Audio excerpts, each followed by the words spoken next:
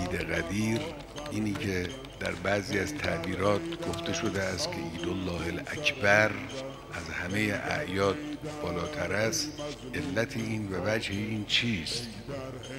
در قرآن کریم آیاتی هست که به غیر از مسئله قدیر به مسئله دیگری قابل تطبیق نیست. همین آیه معروف الیوم یئس الذین کفروا من دینکم فلا تخشوهم واخشون الیوم اکملت لکم دینکم و اتممت علیکم نعمتی و رضیت لکم الاسلام دینا. این آیه قابل تطبیق با غیر مسئله ای در وزن و اهمیت و اندازه مسئله قدیر نیست.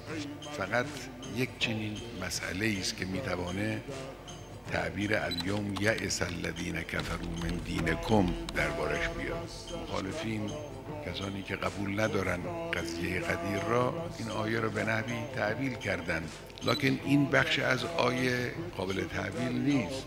امروز روزی است که دشمنان کفار از دین شما مأیوس شدند. چی مگر بر دین اضافه شد که دشمن را مأیوس کرد؟ این تعبیر درباره نماز نیامده است، درباره زکات نیامده است، درباره جهاد نیامده است، درباره هیچ یک از احکام فرعی الهی نیامده است.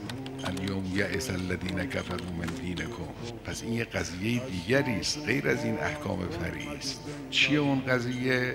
قضیه رهبری جامعه اسلامی، قضیه نظام حکومت و امامت در جامعه اسلامی.